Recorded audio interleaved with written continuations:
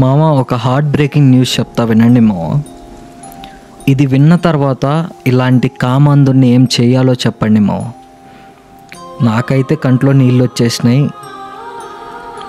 అసలు ఏం జరిగిందంటే ఈ అమ్మాయి ఎక్కువగా వాళ్ళ అమ్మమ్మ వాళ్ళ ఇంట్లో టైం స్పెండ్ చేస్తుండే అంట మామ.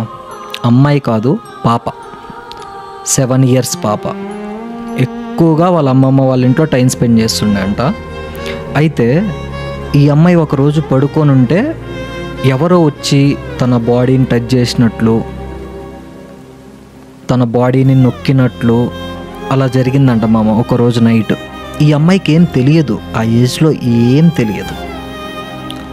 అయితే నెక్స్ట్ డే కూడా సేమ్ రిపీట్ అంట మామ.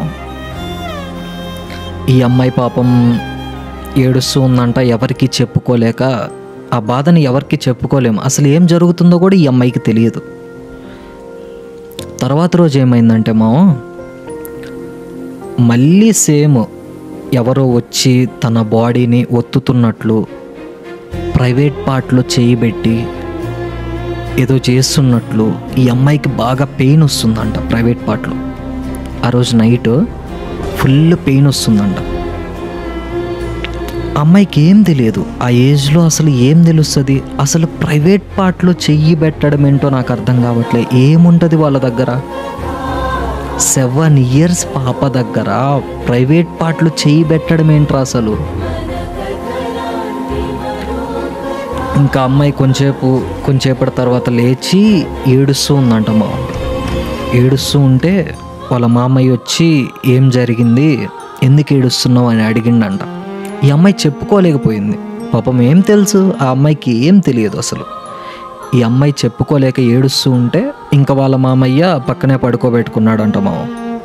అయితే పడుకోబెట్టుకున్న తర్వాత ఇక్కడ మెయిన్ విలన్ ఎవరో తెలుసా? వాళ్ళ మామయ్య.